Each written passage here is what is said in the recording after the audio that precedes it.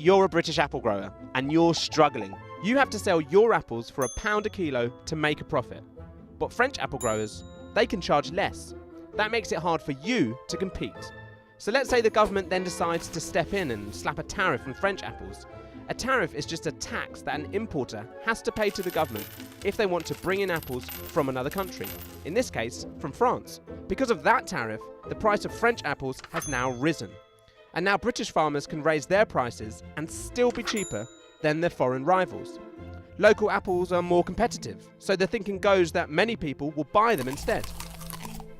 With less foreign competition and higher prices, British growers should be able to increase their profits, safeguarding local jobs and stimulating the economy. That's good news, isn't it?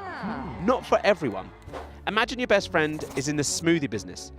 She relies on a supply chain to put her product together. She buys strawberries from Spain, bananas from Costa Rica, and apples from France. But these new tariffs mean her French apples have gone up in price. They used to be 80p a kilo, but the tariffs mean they're now £1.20, and British apples have gone up in price too. Either way, her business costs have gone up, and she'll probably pass this on to you, the consumer, so you're paying more for your smoothie. It's easy to see how tariffs can lead to higher prices for all kinds of goods, so there are always winners and losers when they're introduced.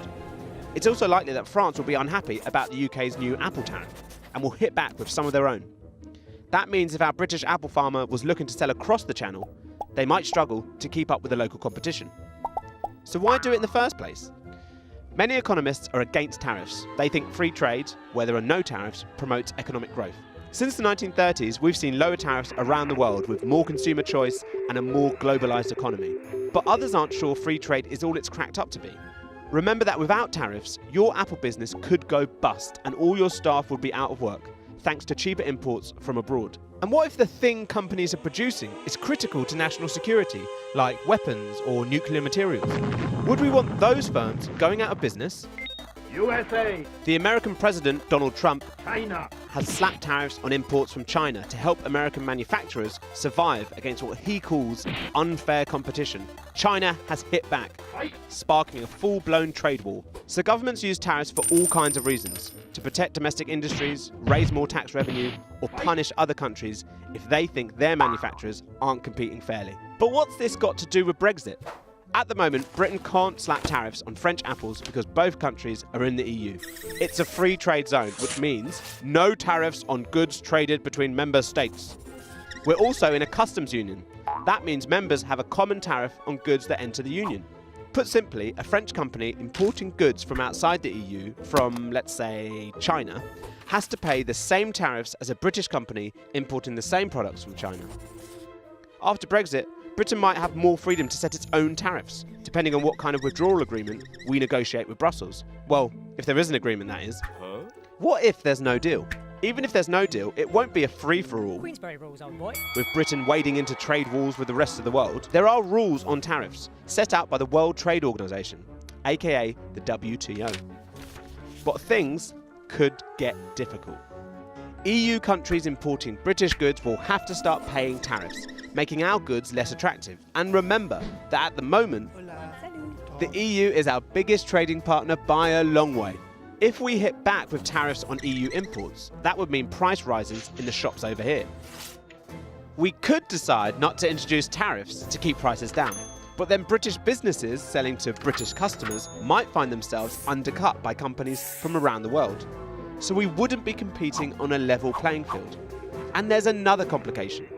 We're asking other countries in the WTO to trade with us on very similar terms to when we were in the EU.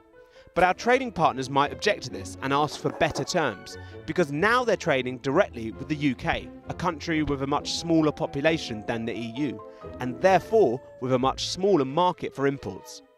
Some Brexiteers think there might be an upside to going back to WTO rules, because Britain will be able to make independent trade deals with countries like the United States, and we won't have to follow the rules of the European Court of Justice.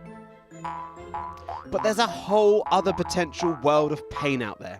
Tariffs are just one type of trade barrier. There are all kinds of other things that can make trade more difficult and expensive, like countries demanding that British manufacturers meet certain quality standards and follow safety regulations. Outside the EU, there could be more border checks, more paperwork, higher costs for businesses, all things that could hit their profits and lead to higher prices for you, the consumer. That's why many leading economists, including the Governor of the Bank of England, think a no-deal scenario will seriously damage the economy. For decades, we haven't really had to think about tariffs. That's because Britain was in the EU and supporters of free trade were in the White House. But now both those things are changing, which is why we needed to have this little chat. So no, tariffs aren't sexy, but you've got to get used to hearing about them because they're going to be popping up in headlines everywhere. Thank you so much for watching. And who'd have thought we'd all be here at the end of a video about tariffs? If you like this, you should take a look at our video about what happens when the